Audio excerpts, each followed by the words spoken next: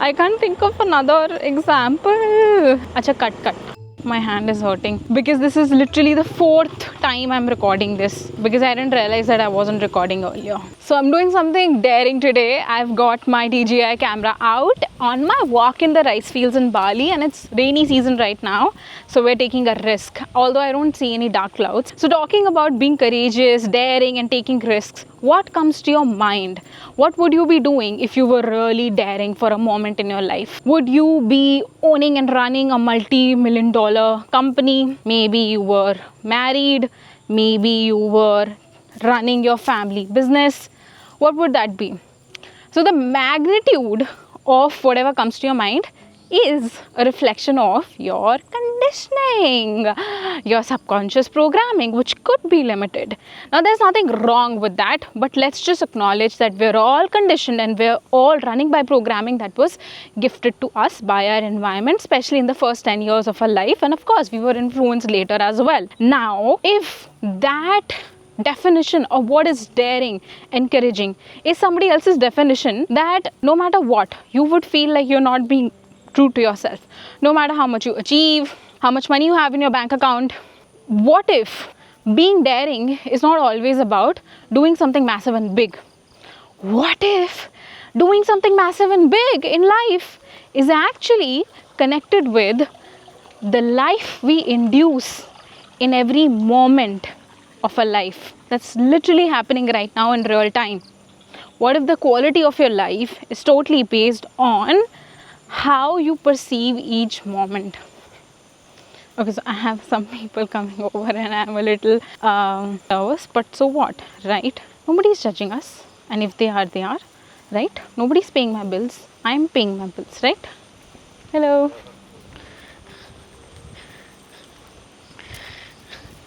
So I was crossing the muddy part of the trail. Going back. So when I'm out on my walks, I send these really amazing, impactful voice notes in my community on WhatsApp. Oh my God, they're amazing. They're like this beautiful channeling that just happens, and my mind is off. But right now I am holding my camera. The tripod is heavy by itself, and yeah, you sort of get self-conscious, right, when you're recording in front of other people. Although on my community I send audio notes. So going back to the topic, behti behti leher nadiya si. So I'm listening to this song by this group. I forgot the name. Oh my God, they do live music thingy. They have a guitar and a dung something drum thing, and they sing at restaurants and cafes. That's what I've seen, and I'm listening to this particular version of their live music, and it's just so good. It's so good. That is daring as well. Is their company a multi-million-dollar company? We don't know.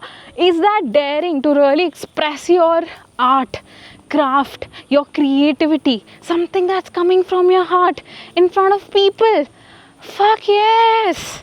I will in fact take a notch lower, notch down, which is, what if you don't have the habit of going to the gym and you really want to build that habit because you want to get healthier? What if showing up to the gym only for 15 minutes today or tomorrow, whenever you go, is daring as well?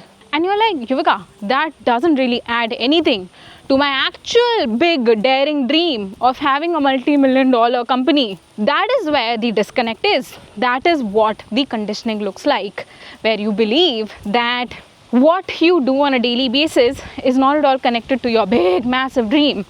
It's so pretty that I can get lost in this view anytime, and that's why I'm out in the rice fields at least twice a day, and that's how I get my steps in as well.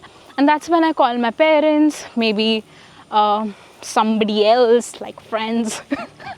I'm so friendless कि friend दिमाग में नहीं आता. Okay, this is going to be a very I love my earrings today.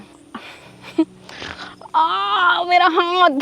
So what if I challenge you to challenge yourself, to challenge your own definition of what is daring and courageous, and you start asking yourself that if I'm sending this message to this new person to hang out, is that daring? Well, in somebody's definition, yes, maybe an introvert who has a lot of social anxiety, for them, yes, it is. What if you start appreciating these things in other people?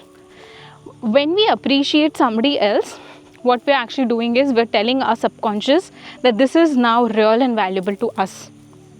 I'll give you an example.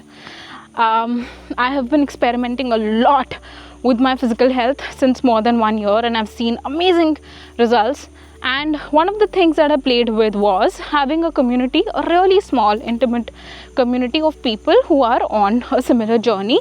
They're also doing different things to get healthier. We may not be doing the same thing, no problem, but we have a group where we share our process, what we did, we didn't do, we made mistakes, what did we learn, how are we growing, and support each other as well. So there's this girl in this group I have, this second group. She said that she's been having trouble with, some issues with her breakup. Yet, what she did was, she went to the gym. So before she said that she went to the gym, she listed out that first of all, this happened, then it rained, then I couldn't go, and then this happened, then my mood said this, finally I went to the gym. And eventually, I think she wrote something like, oh, but then this is not a big deal.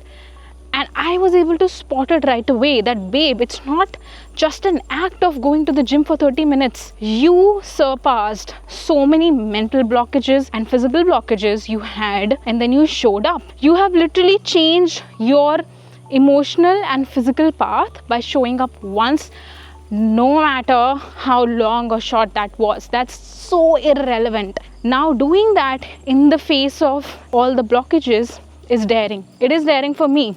So the conditioning running in your mind, coming from your mummy, papa, grandparents, teachers, whoever, say namaste to it for a bit and really start getting present with your life. What limited definitions do you have for your life? And start expanding that. Start infusing life in your everyday moments. Because if you're running on autopilot, you're going to reach your deathbed eventually running on your autopilot. And I'm not even exaggerating. And I would say I got even more perspective on life, an expanded perspective on life when I lost my best friend. Because death is no more a concept in my life. I've literally seen it so closely, and it's so confusing. It's so confusing that you're alive one day and then you're dead the other, and everything just it goes like that. So what the fuck, like, we're all gonna be gone one day. But the sad news is that a lot of people are already gone. They're checked out of their life even while they are alive. I don't think you want to be that person if you're watching this video. So the rice fields are gorgeous. I think I can do it slower. So let me know in the comments, number 1, what is that daring thing that you're going to be doing in life? And by now, I'm not asking you to give me life-changing answers. I'm asking you to really introspect in your life and come up with at least 3 things that are not too significant, but they are daring enough. Because when you're being daring enough in your life on an everyday basis, you'll be creating massive results in your life. That's what I did. That's what my clients do, right? It all accumulates and it all grows in a compounded way. Right? So all the money that I made, like I went from charging $300 to a client to $10,000, $12,000 by now. And that seems like a massive shift to people, but it really is not. It's just a series of one daring choice to another. And a lot of them did not even give me results. I don't think I even cared, because all I wanted to do was be in momentum of taking one daring choice after another. And a daring choice could look like as small as messaging somebody on Instagram that, hey, I saw that you're doing an event. Are you looking for a speaker? I speak on dash topic, and this is the kind of audience I have. Would love to hear your thoughts. That's it. Now, are you dying for their yes? Not at all. Because if you are, then you really got to work on your detachment. But you're not. All you're doing is you are playing your cards. And the more you play your cards, the more life is gonna respond positively to you. So that's the first thing you will write in the comments. And the second thing you're gonna write in the comments is, do you like these rice fields? Okay, I don't care. Third, if you are struggling with a beautiful connection with yourself, then watch this video on self-love and you will be able to get some really good fundamentals right about what self-love is, and you will be able to actually build a good connection with yourself. So this is Yuvika in the rice fields saying tata bye byes to you, sending you lots of love from the rice fields in Bali.